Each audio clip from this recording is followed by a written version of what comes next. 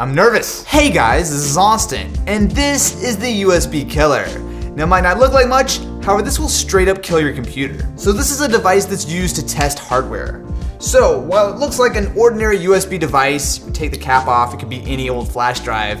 Instead, it has a series of capacitors inside. So if you plug it into a computer, it will charge those capacitors up, and once they're full, it turns around and releases all of that power at 240 volts straight back into the computer, in theory killing it. While the USB kill logo is a little bit of a giveaway, it doesn't take much to be able to pop this thing open. Now before we proceed, do not try this at home. Seriously. Not only is it very possible for this thing to kill electronics, but it's also a lot of voltage here. You want to be careful. And by being careful, I mean don't try this at home. So, to find out if this is actually going to work, we have an ASUS Chromebook.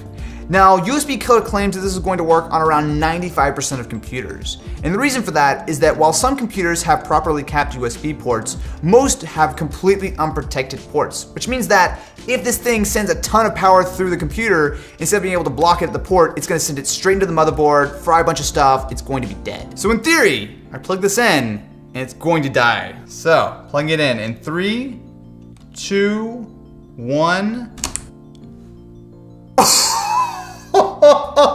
Whoa! Okay, hold on. Wow, that was so fast.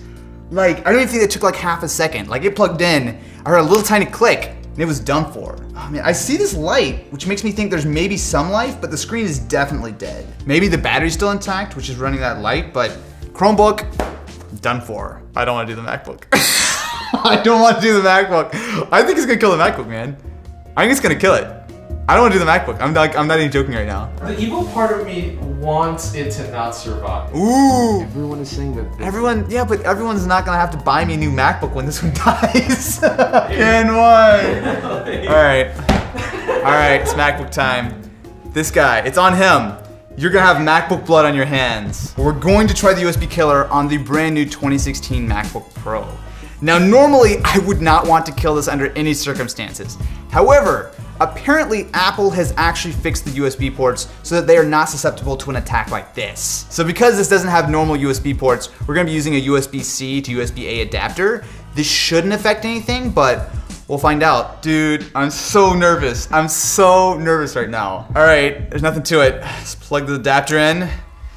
In 3, 2, 1.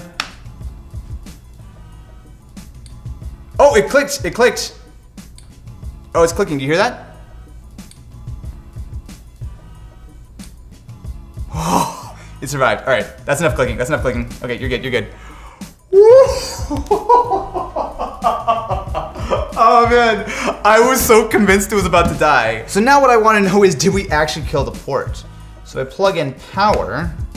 Yes, so we can definitely still charge with the port, so I think everything should be fine. I also have a USB drive here, so we should be able to see it pop up. Or not. Wow, did we actually like kill the data on this port?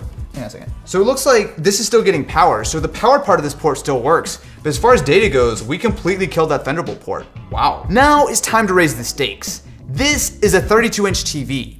Now this happens to be a smart TV. However, even normal flat screen TVs will typically have a USB port.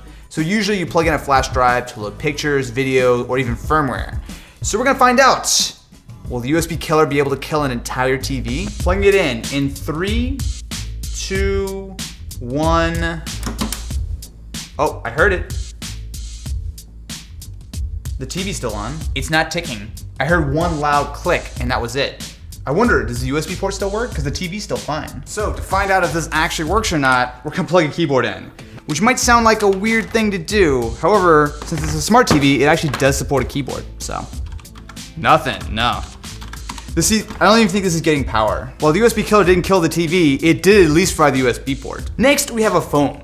Now this might seem like a little bit of a weird choice. However, the 6P does have a USB-C port. So, plugging into the Nexus 6P in 3, 2, 1. Oh! Whoa! Wait, the phone's rebooting. Hold on a second. Pull out. So it reset the phone. That was a really loud crack too. So everything seems to be fine on the phone. Now let's see if we can actually plug it in. So what I want to know is, does the port still work? So we have a PC here. If we plug it in, Okay, so we are charging, so at least we have that working. Do we get data? Yeah, this is acting just like a charger. It doesn't see any kind of data coming through on either side. So it might not have killed the phone, and to be fair, you can still charge, which honestly is by far the most important part of being able to use a port. However, the fact that we've killed data on 2 different USB-C devices does not bode well.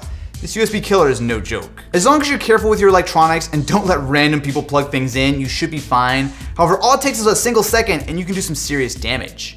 Now, if you're really worried about this, there are USB protectors that will actually physically lock out the ports on your computer, and I'll have one of those linked in the description. However, as long as you're careful, you should be okay. Because we did do some damage today, I wanted to give back, so we made a donation to the EFF. They do some absolutely amazing work to make sure that the internet stays open and free for everyone. If you enjoyed this video and you want to see more on the latest tech, including stuff like this, definitely be sure to subscribe to the channel, and I will catch you guys in the next one.